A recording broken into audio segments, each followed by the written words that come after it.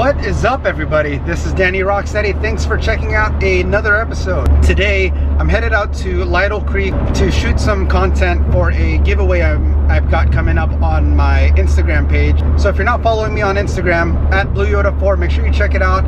Enter for your chance to win some free swag. What we've also got going on today is while we're out at Lytle Creek, I will do some light scouting for some potential overnight camp spots. So I'll take you all along with me for that, kind of show you around the area. I've explored this area a little bit in the snow, but never really right now during the summer or the springtime. So it'll be a new experience for all of us.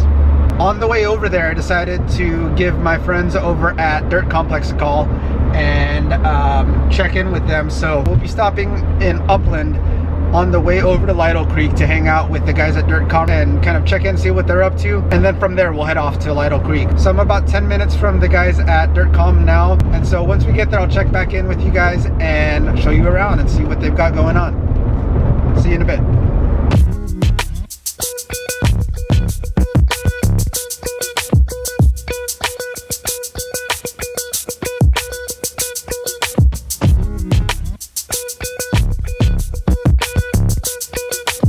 Looks like the guys at DirtCom are moving on up. They have a fleet of F350s over here. Here's one, and then they got a Tremor over there. Good job, guys. All right, so we're here at DirtCom. We're just doing a little bit of maintenance on the trail swing here, just tightening some things up and getting AJ to have a chance to take a look at how this one is worn and kind of broken in. Over here, I popped in while he was working on wrapping his 4Runner over here. Say hi, AJ. Close the tire. I think he's been hanging out with John DZ too much because he went with the green as well. But my green's better. Yeah, I agree. This looks so much better. It's got the Avery Dennison, right? Yeah. Yeah, so we got the Avery Dennison textured wrap that is similar to John DZ's, except John's is more of a forest green. This is definitely more of a military green. Clear coat was peeling off, so I had to abandon this because it wouldn't stick, because the actual clear coat was coming off of the, see that? It's actually coming off. It's a learning process all around. Old paint. It looks good. Can't wait to see what this looks like all done. So these guys have done a lot of testing for us. All the newer trail swings have a lot of adjustments that we've made just to make it better. This is height adjustable and bolt on. Right now it's welded on. It's a place that can eventually break off, and it's better when it's height adjustable, so you can, whatever load you're putting on here, the arm might be higher or lower. We also made this stainless plate bolt on.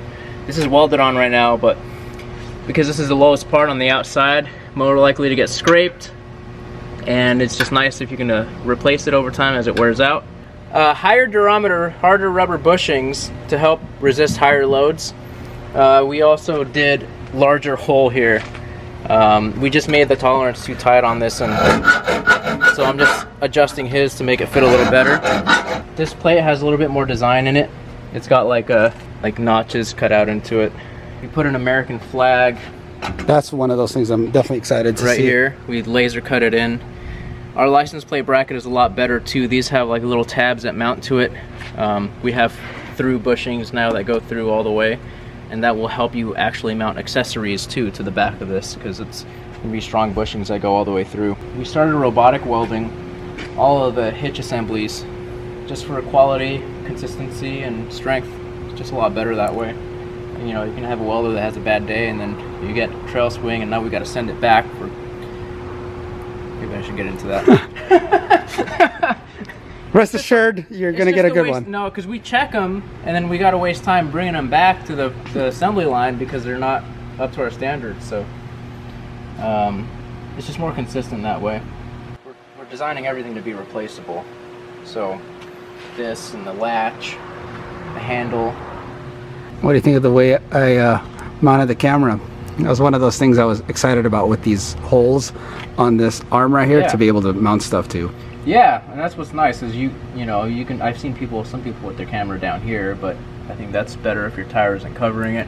I've seen some people put their cameras on the front arm, That just means you have to run a longer wire, Yeah. but some people like it there.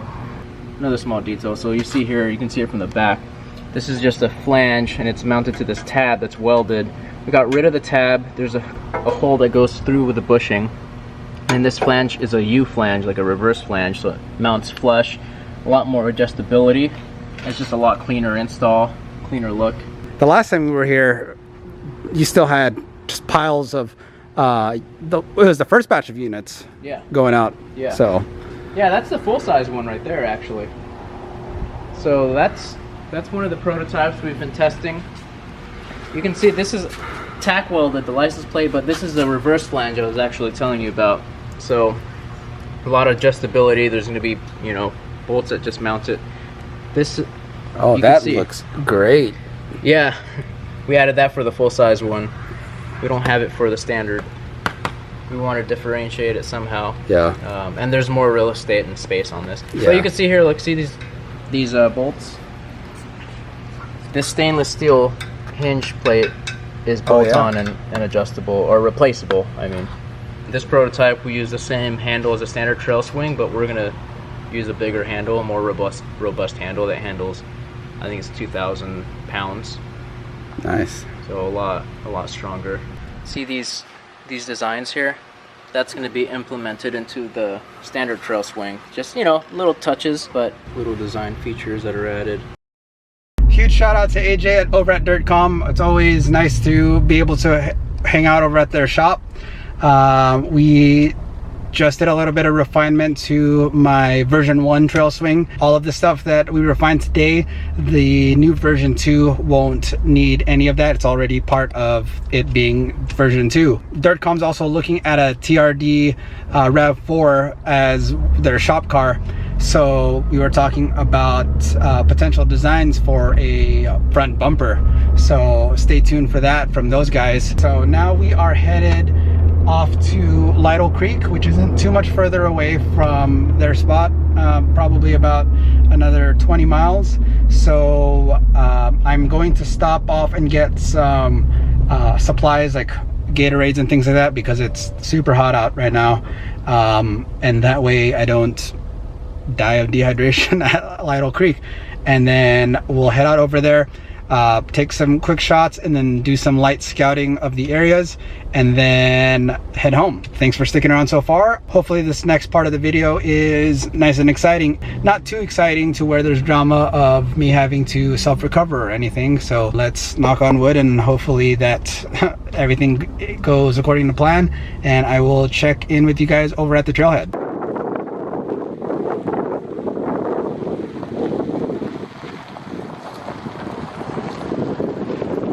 All right, everyone, so we are now at the beginning of, I don't even know what you would call this trail, but the asphalt has turned into rocks. There's a little flat patch up here that I want to check out and get some photos at, and if I can get enough reception to be able to pull up a map, I will go ahead and look for the spots that I wanted to scout out. But unfortunately, I didn't mark them on my map before heading out, and I also didn't air down. Honestly, I don't want to have to get out and air down because it's like 97 degrees outside. It's scorching out right now, and I am not feeling it. So catch up with you guys in just a second.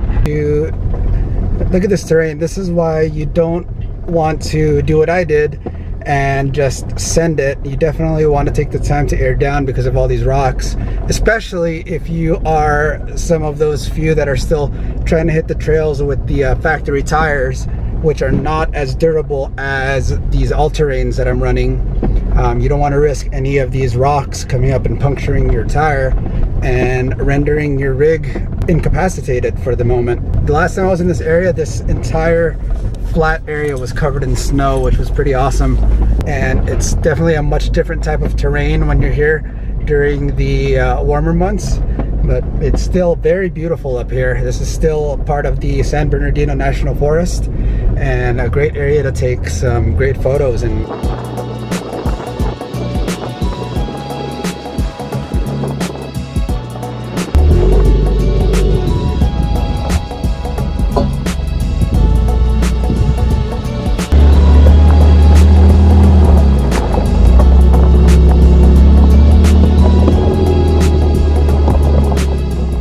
All right, so I've officially gone further and deeper into this trail system than I have ever done before.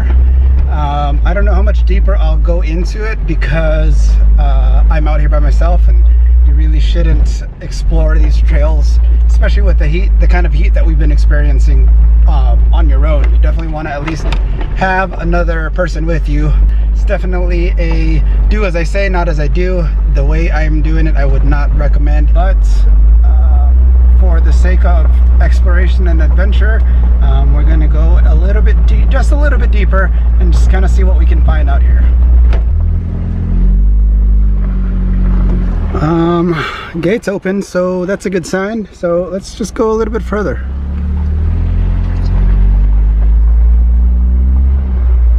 I was able to get some reception and pull Gaia up and kind of check out the map and see where we're at. And it looks like I overshot the spot where I wanted to scope out, but we're up here on one of these foothills, and I just want to give you a kind of a peek of what the terrain looks like.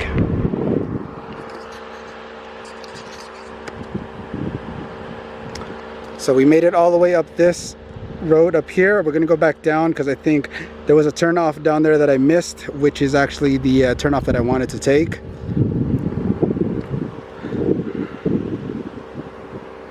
San Bernardino National Forest is definitely one of my favorite areas to visit around here. As you can see, it's just a very beautiful place, even in scorching heat. So headed back down there, and hopefully we can find this spot and do a little bit of scouting, because I do plan on coming out here in the next few weeks to do just maybe a weekend overland trip and kind of hang out at one of these primitive camp spots. All right, see you in a second. And if anyone's curious, the driving mode that I'm in is dirt and rock. I honestly don't think they do too much, but it does help a little bit, and so I did put it in dirt and rock for this type of terrain. I'm thinking that trail over there is the one that we're actually supposed to be on. So almost all the way down, descending this hill, and then gonna make a turn over there and then check if the campsite is over there. What is up? So we found the spot. It looked like somebody was already using it, so I didn't want to get too close and kind of check it out and disturb that dude's camping spot. So I just drove a little past it, just kind of set up for a few shots. Let me kind of show you what this area looks like. There is definitely some areas that started to get sketchy. As you can see, these rocks, a bunch of different sizes, different boulders right down there to get into this area.